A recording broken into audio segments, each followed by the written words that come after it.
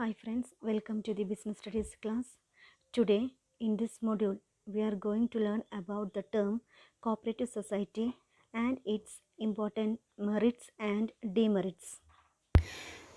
The cooperative society is a voluntary association of persons who join together with the motive of welfare of the members.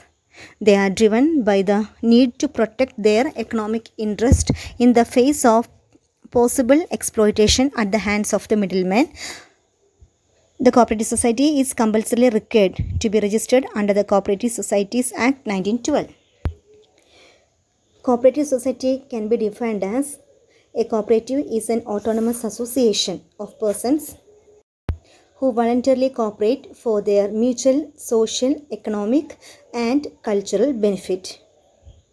Cooperative society is a society which has its own objectives for the promotion of economic interest of its members in accordance with the cooperative principles. Now we are going to learn about the important advantages or merits of cooperative society. First point is easy formation, then democratic management, open membership, limited liability, service motive, stability and continuity, economic operations, and surplus shared by the members. Now we are going to study these merits in detail. First point is easy formation.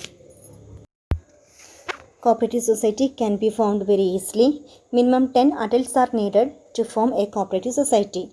The funds and time required is minimal to get the society registered. The legal formalities are bare minimum. Second point is no restriction on the membership. The membership of cooperative society is open for all, and members can walk out of the organization of their own free will. No discrimination is made on the basis of gender, caste, creed, and political association. The shares of a cooperative society are so affordable that even the low income groups can purchase them. Third point is limited liability. The liability of the members of a cooperative society is limited to the extent of their capital contribution. The personal assets of the members are safe from being used to repay the business debts. The liability of the members is limited to the extent of the capital contributed by them. Therefore, not only the members are absolved from the fear of attachment to their private property in case the society goes through financial losses, the shares of the risk of each member is also known beforehand. Next point is service motive. Cooperative societies are meant for the serving their members. Unlike other business organizations, they are not profit driven. They aim to provide finer goods and services at reasonable rates. Cooperative societies render financial help to their members at a concession. They prevent the concentration of economic power and wealth in a few hands.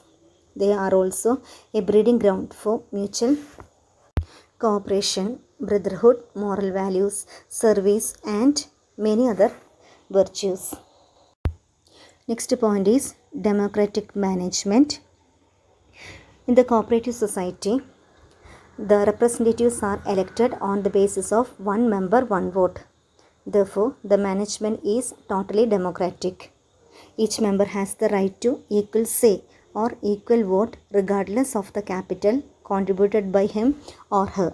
Next important merit of cooperative society is low cost of operations. The operational or administrative expense of the cooperative societies are low because the members offer their services in exchange for nothing. There is no loss due to bad debts because the goods and services are being sold in cash. Moreover, there is no need for massive advertisement to promote the stock. These are the important merits or advantages of cooperative society. Now we are going to study the important disadvantages or demerits of cooperative society. First one is lack of capital. Second one, inefficient management. Then lack of business secrecy, cash trading, lack of motivation, political interference, lack of public confidence, and limited scope for expansion. First point, Limited resources. The resources of a cooperative society consist of capital contributions of the members with limited means. The financial strength of cooperative society is low due to limited supply of capital. The membership fee is less as most members belongs to middle and low income groups. The face value of the shares is also very nominal. In addition, the loan raising capacity from State Cooperative Bank is also limited. Thus, cooperative societies are incapable of striving for expansion due to shortage of funds. Second point is inefficiency in management.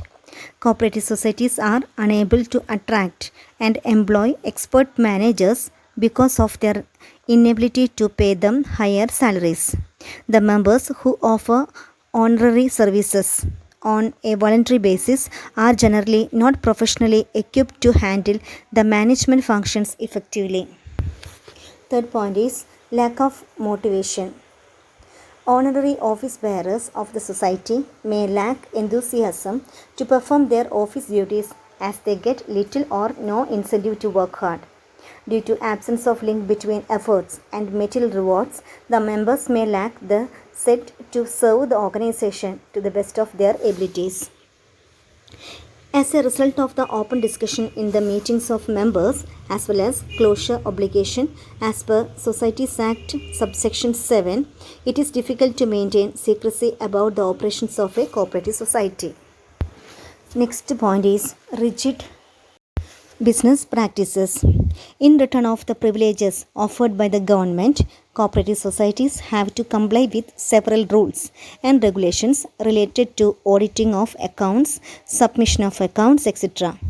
Interference in the functioning of the cooperative organization through the control exercised by the state cooperative departments also negatively affect its freedom of operation. Fifth point is difference of opinion. Internal queries arising as a result of contrary viewpoints may lead to difficulties in decision making. Personal interest may start to dominate the welfare motive, and the benefit of other members may take a backseat if the personal gain is given preference by the certain members. These are the important demerits of cooperative society. Thank you.